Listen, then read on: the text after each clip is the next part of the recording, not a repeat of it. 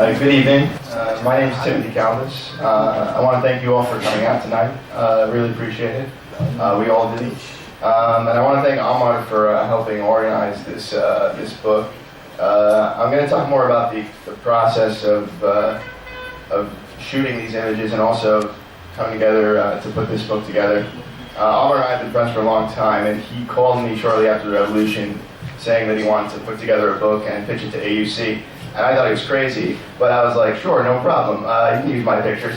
And then I was sitting with Neil and the rest of the AC Press staff and signing a contract. Surprise, of course. But Omar's quite the organizer, so a lot of credit to him for getting this project off the ground and bringing it together. Very good job.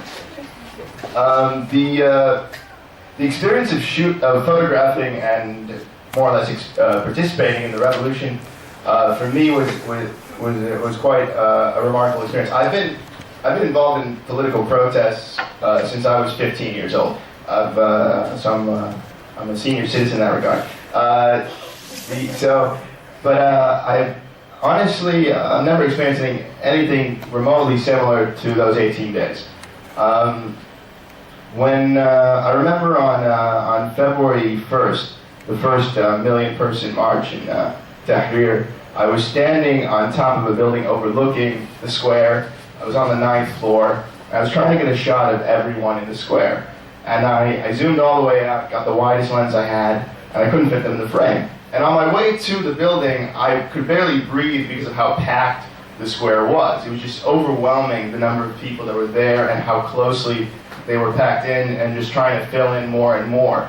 And so then I found another photographer with an even wider lens, and I borrowed that. And I still couldn't fit them in the frame. And that night, I was asked by the New York Times what was the most powerful image I took that day. And I told them it was the image I couldn't take. It was the fact that I could not fit in my frame, no matter how wide I shot, no matter how far away I got, I could not fit the enormous number of people who flooded into that square, in spite of the violence that they had faced, in spite of the threats that were being leveled against them, and the charges of being conspirators or saboteurs. And they were there with their children, with their grandparents, demanding a different tomorrow. And it was the first time I had ever looked at a protest crowd in my entire life and physically felt moved. And it was just an amazing moment to be there. And I'm so happy we were able to document it and capture it and now have it published for the historical record, because it's truly a remarkable thing that took place. And wherever it goes, I think it will inspire and affect coming generations, and I don't see how the future can be as the past after what took place. They will be difficult, but it will be different. Now, the whole experience of photographing it was a series of emotions. There was the excitement. There was definitely some fear, and there was also complete oblivion at times. Being behind a camera is a really great way to not be in the room. I remember I was shooting on the 28th, and I got called into this building with all these shops over by Lazhar to get away from the police who were firing at us. And this tear gas canister entered the building we were in through the grates. And I'm behind my camera taking a shot, and the gas is coming through towards me, and there's silhouettes on my right. I'm like, this is a really great shot. And then a moment later, I'm like, this is about to hurt really badly. And it really did. It's a lot worse than watching it on TV, tear gas. It was quite an experience. And then you couldn't go outside because they were firing shotgun shells, so you had to go further back. And you're in this enclosed space. You can't really breathe or see anything. And somehow we got on the roof. And when we got on the roof, we started, after we came to, we started talking to the other people who were there.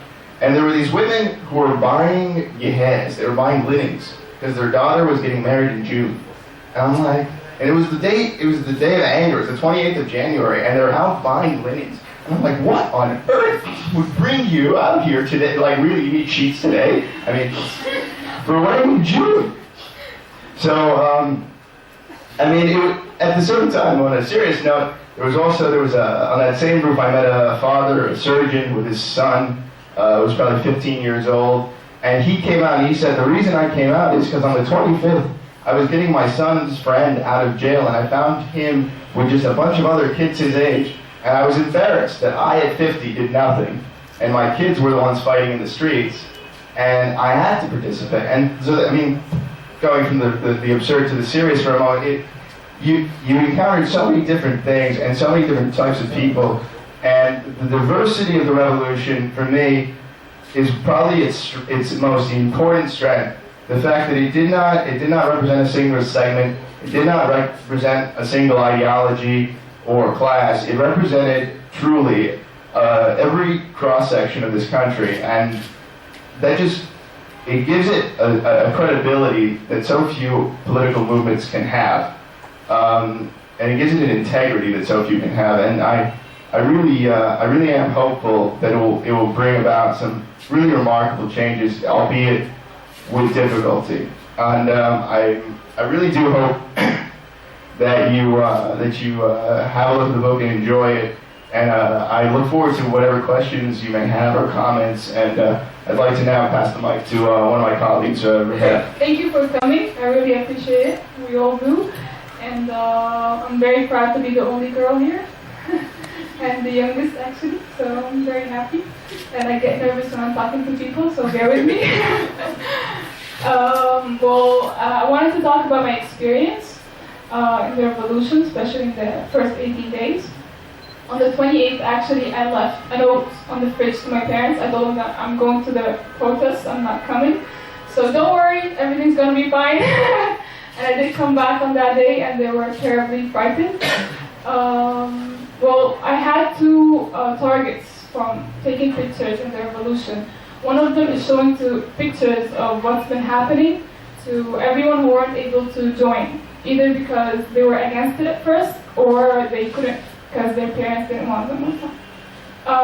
My second reason is for my kids, if I ever had any, is to show it to them and tell them I was in the revolution, and it's considered to be a huge honor for me to participate in it.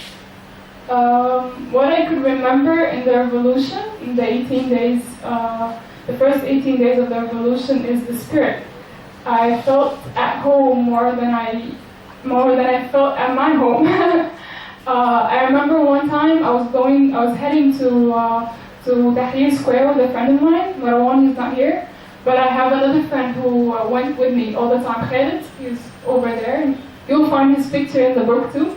When we were walking, we were heading to Tahrir Square, and that old lady, she came and she said, good luck, and hope everything turns well. And I felt like I wanted to hug her, but I was scared she would get scared of me.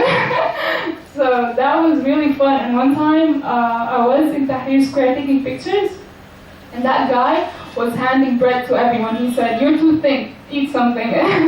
So that was really nice. That was great, and I hope that spirit stays for long. And whenever I look at the book, whenever I see pictures, not mine, but other people's pictures, I just remember that spirit, and I hope everyone embrace this.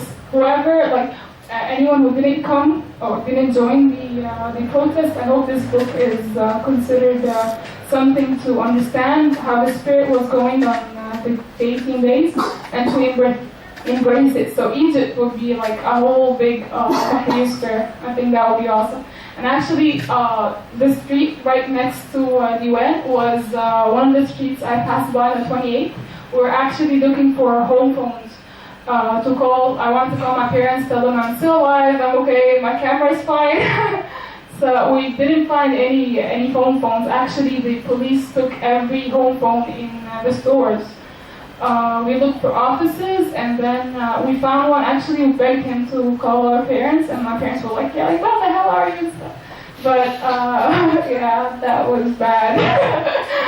But then we're all here, and we're showing you our experience in the revolution, and hopefully you will enjoy the sequel too as well. Thank you. Questions? Good afternoon, everyone. I'm Zemo. My real name is AbdelAzeem. Okay. I started off first on the 25th of January, but I didn't expect to see the huge amount of people in the streets that day. So I was really surprised, and I really wanted to go on the 28th. That was really a nightmare for me because I got beaten a couple of times that day. But eventually I managed to go home safely at 3 o'clock with a cab coming from Alexandria. Okay, I'm living in Masr Jadida. Well, I was contacted by Omar to take some pictures to join the team for the Road to Tahrir, and I just hope that you like the book itself, because it was really hard for most of us, especially the people who are in the real action going on the 25th, on the 28th morning, to get all these pictures together and this nice, lovely book. Well, I don't talk much, okay, so just wish you to enjoy the book, and if you have any questions for me, just ask me. No questions again.